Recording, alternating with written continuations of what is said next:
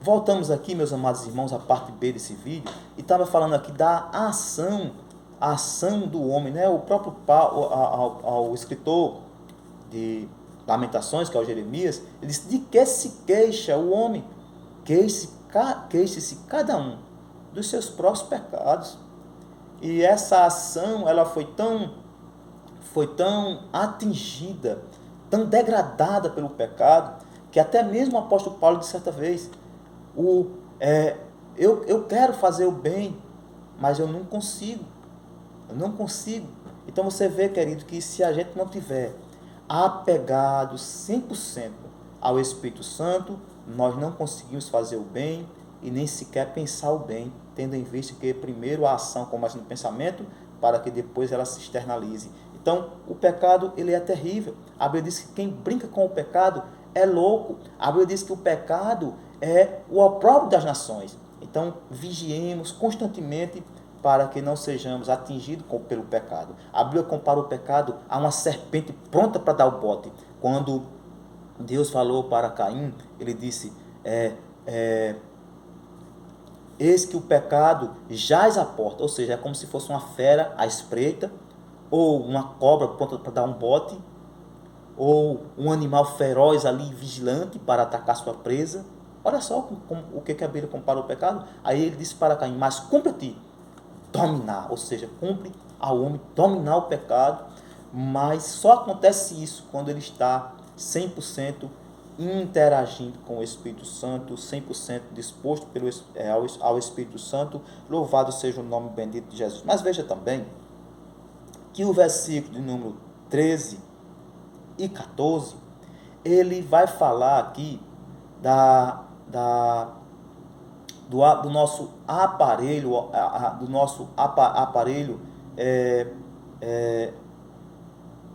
da boca, né? Da boca, o aparelho, vamos dizer assim, degustativo. Olha, ele vai falar garganta, no versículo 12, ele vai falar de garganta.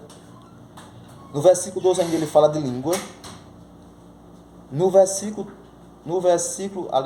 13, meu irmão, versículo 13 é que ele fala de garganta. Ainda no versículo 13 fala de língua. No versículo 13 ele ainda fala de lábios. E no versículo 14 ele fala de boca. Tudo isso, a garganta, boca, lábios e língua, é o nosso aparelho da fala, né? O nosso aparelho da voz. Tanto serve para comer também, degustativo, mas também da nossa fonologia, né? Na nossa fonologia, o aparelho foneológico do nosso corpo. É com a boca que nós falamos, é com a garganta, através da garganta que nós falamos, com os lábios, com a língua. Tudo isso são o nosso aparelho da linguagem, da fonologia. Mas veja que o pecado, ele sendo tão danoso, ele atingiu também o homem de tal forma que a linguagem do homem, ela é corrompida também pelo pecado. Veja que ele diz aqui no versículo 13, a sua garganta é um sepulcro aberto. Ou seja, o homem usa a sua voz, o seu recurso de falar, para causar morte.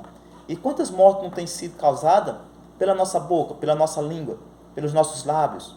Fofoca, fuxico, mentiras, blasfêmias, até contra o próprio Deus. Tudo isso vem da voz, tudo isso vem da fala, tudo isso vem da linguagem. Quando é usada de forma incorreta, gera morte. Por isso que a Bíblia diz aqui, a garganta deles é um sepulcro aberto, ou seja, é uma causadora de morte, é uma geradora de morte. Muitas mortes têm acontecido no mundo por causa de mentira. Muitas até atrocidades têm sido cometidas por causa de difamações. Muitas desavenças têm acontecido no mundo por causa de bate-bocas inúteis. Muitas contendas têm sido feitas por causa de blasfêmia, por causa de fofoca. Então, isso atingiu o homem, e o escritor da Bíblia, Tiago, ele disse que a língua, ela é como um fogo, né? uma pequena fagulha é capaz de incendiar uma floresta. Do mesmo jeito, uma pequena mentira é capaz de separar uma família, é capaz de causar uma desavença entre o pai e filho, é capaz de separar um casal, é capaz de fazer uma pessoa se suicidar, é capaz de fazer, de fazer ocorrer um homicídio. Então, tudo isso, irmãos, é devido ao pecado e nós devemos estar vigilantes 100% com isso. O escritor aos Provérbios, ele diz lá no capítulo número 21, 18, salvo me engano, 18, 21 é o contrário, né? 18, 21, ele vai dizer que a morte e a vida estão no poder da língua. Aquele que bem as usa, comerá do seu fruto. Ou seja, na nossa linguagem, no nosso modo de falar, a gente pode tanto abençoar uma pessoa, como também amaldiçoar uma pessoa. Tanto absolver como condenar. Então, é preciso bastante cuidado com esse pequeno aparelho chamado de língua, chamado de boca, chamado de garganta, para que seja instrumento de bênção e não instrumento de ódio. Veja também que ainda no versículo 13, ele diz: com a língua tratam enganosamente, né? Com a língua tratam enganosamente, ou seja, aqui fala de traição, de artimanha. Tratar enganosamente é enganar, tratar enganosamente é trair, tratar enganosamente é você se utilizar da confiança de uma pessoa para prejudicar ela mesma. Então, tudo isso também ocorre no nosso mundo devido ao pecado e ao mau uso dessa língua. Mas veja também que o versículo 13 diz: peçonha de áspide está debaixo dos seus lábios. Aqui a Bíblia compara a língua a uma cobra peçonhenta, venenosa, uma jararaca, uma cascavel, uma mamba negra, né? Uma das serpentes mais venenosas que tem na África.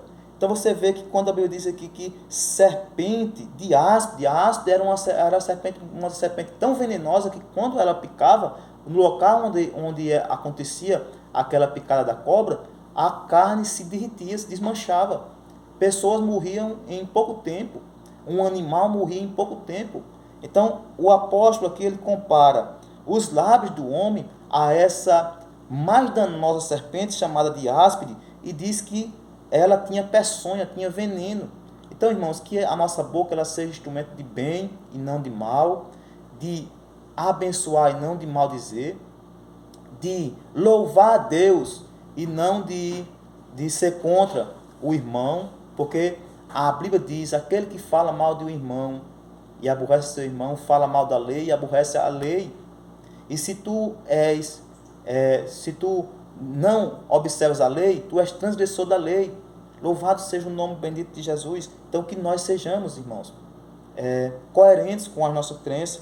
Mas veja também que ele diz no versículo 14, cuja boca está cheia de maldição e amargura. Você vê que o apóstolo, ele deu tanta ênfase a essa questão da linguagem, essa questão do falar, que ele usa dois versículos aqui, né? O versículo 13 e o versículo 12, o versículo 13 e o versículo 14. Aí ele conclui aqui no 14 dizendo: cuja boca está cheia de maldição e amargura, né?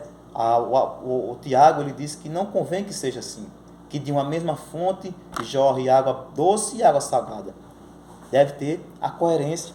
Então você vê que no versículo número 16, ele diz assim, então o resumo do versículo 13 e 14 é que o pecado ele corrompeu a linguagem humana, ele corrompeu o nosso modo de falar, o nosso modo de usar esse tão importante aparelho sonoro, língua, boca, garganta e lábios. Mas no versículo número 15, ele diz assim: os seus pés são ligeiros para derramar sangue.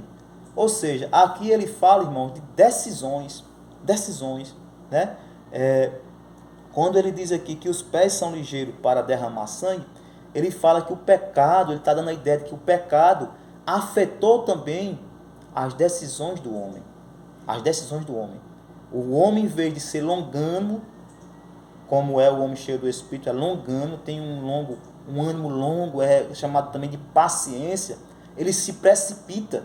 E geralmente essa precipitação não é para o bem, é para o mal. A Bíblia diz aqui no versículo 3, no versículo número 14, aliás, no versículo número 15, os pés são ligeiros para derramar sangue, ou seja, é uma precipitação para o mal. Ele se apressa em fazer o mal, ele toma atitude precipitada, apressada, logo, quer fazer logo, mas do caminho contrário ao Senhor. Tudo isso devido ao pecado, que corrompeu a natureza humana por completo.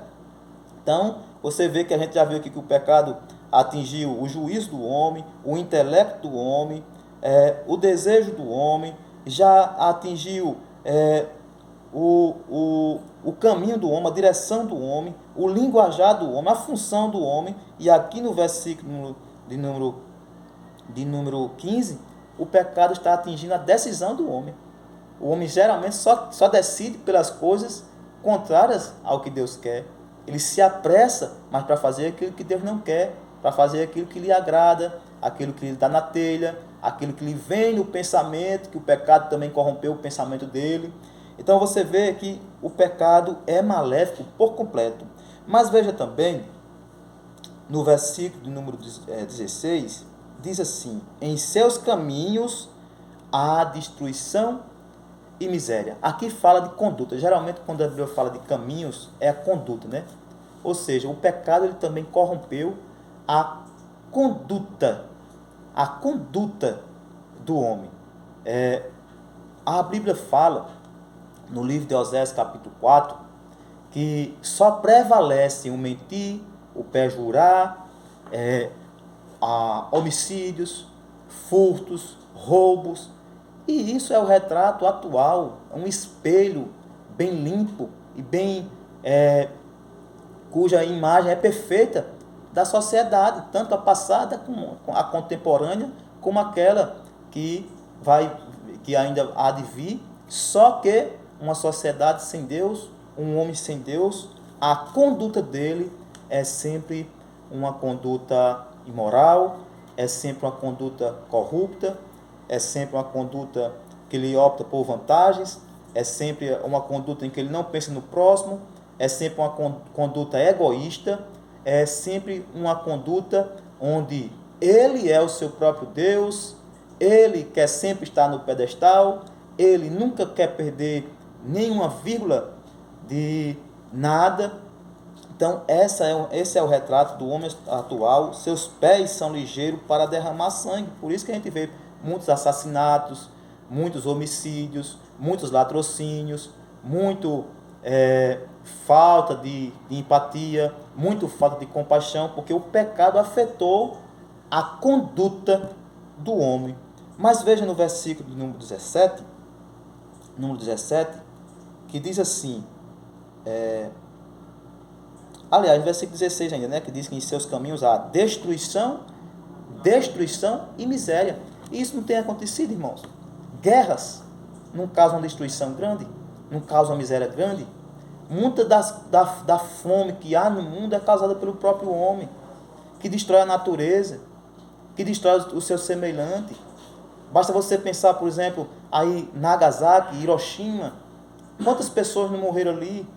Pense no Holocausto judeu, onde mais de 6 milhões só de judeus partiram desse plano, vamos usar esse eufemismo, partiram desse plano. Então você vê que realmente, na conduta do homem, há a destruição da natureza, do seu semelhante, daquilo que Deus fez, e há também miséria, ruína, destroço, tudo causado pelo pecado que corrompeu o homem, e que o homem ainda opta pelo pecado, e devido a isso vai se tornando um ciclo vicioso, e que só Deus pode dar jeito. Mas veja também, o versículo de número 17, diz: e não conheceram o caminho da paz. Não conheceram o caminho da paz. Ou seja, quando a Bíblia diz não conhecer o caminho da paz, é porque o pecado também afetou o conhecimento humano.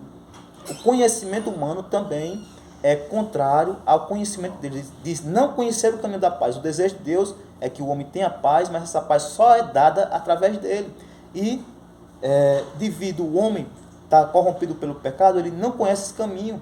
Ele não prossegue em conhecer o Senhor, como a Bíblia diz, conheçamos e prossigamos em conhecer o Senhor. Como a alva, a sua vinda é certa, e ele descerá sobre nós como a chuva serôdia que rega a terra. Mas o homem não prossegue em conhecer o Senhor, muitas vezes não chega nem a conhecer o Senhor. A Bíblia diz, não se glorie o rico na sua riqueza, nem o sábio na sua sabedoria, nem o forte na sua força, mas aquele que se gloriar, glorie-se nisso, em me conhecer e saber que eu sou o Senhor. Mas o homem não se gloria em conhecer a Deus, porque ele não conhece Deus. Então ele se gloria na sua própria sabedoria, ele se gloria no seu próprio conhecimento, ele se gloria na sua própria riqueza, ele se gloria no seu próprio entendimento, ele se gloria em si mesmo. Está entendendo? Que essa corrupção do conhecimento é causada também pelo pecado. Então, a Bíblia diz aqui no versículo de número 17, que ele não conhecer o caminho da paz.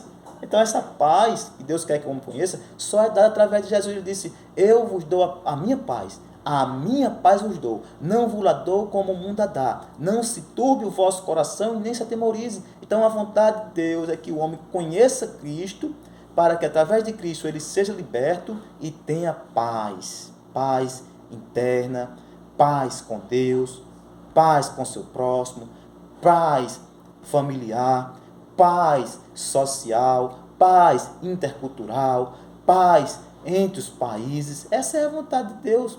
Mas a corrupção do homem é tal que o mundo vive sem paz devido à corrupção do próprio homem, que o pecado o atingiu em seu conhecimento. Mas veja também o versículo 18, que diz que não há temor de Deus diante dos seus olhos. Aqui, o homem perdeu o seu discernimento.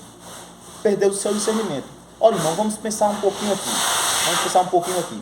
Se você estiver numa rua e vir um pitbull solto, um pitbull raivoso, você não tem um discernimento de correr, de se esconder, de pegar um objeto para se defender, de entrar numa casa para amparar, para se defender. Isso não é um discernimento correto de você fugir daquele animal. Se você vir um leão bravo vindo para cima de você, não é um discernimento correto você fugir, você se esconder, você entrar em algum local, você se defender. Mas o homem perdeu o discernimento tão grande que Deus é muito maior do que um leão, Deus é muito maior do que um elefante, Deus é muito maior do que uma cateia de lobos, e o homem perde o discernimento de Deus, não tem temor de Deus. Ele tem temor de um pitbull raivoso, mas não tem temor de Deus. Não reverencia Deus. Não honra Deus como Deus quer ser honrado. Não reverencia como Ele quer ser reverenciado. Não adora como Ele quer ser adorado. Não busca como Ele quer ser buscado. Não investe tempo como Ele quer que o homem invista. Então, tudo isso é porque ele perdeu o temor, porque o pecado foi tão desastroso que afetou o homem no seu discernimento. E a Bíblia diz que o homem natural, ele não discerne, não tem discernimento das coisas espirituais, porque as coisas espirituais, elas só são discernidas pelo Espírito. Então, olha que perigo. Agora veja, querido, para nós terminarmos esse tópico, que eu ainda vou fazer uma terceira parte, o versículo de número 23, porque todos pecaram e destituídos estão da glória de Deus. Aqui o homem perde, o pecado atingiu a conexão do homem com Deus. O homem foi feito para ter essa conexão com Deus, esse diálogo, essa conversa, essa amizade. Deus criou o homem para ter amizade com Ele, mas o homem perdeu isso devido ao pecado. E se destituiu, se distanciou. A Bíblia diz que os nossos pecados, eles fazem separação entre nós e o nosso Deus. A Bíblia diz em Jeremias capítulo 5, versículo número 25, que o pecado afasta de nós o bem, e o bem maior não é bens materiais, mas é o bem de ter Deus na vida. É o bem de ter Jesus. É o bem de ter o Espírito Santo. Agora veja, se nós terminássemos aqui, nós estaríamos em desespero, porque o pecado afetou o homem por completo. Eu já falei aqui do intelecto, do juízo, do desejo, da direção, da função, da ação, da linguagem, das decisões, da conduta, do conhecimento, do discernimento e da conexão. Então afastou o homem por completo de Deus.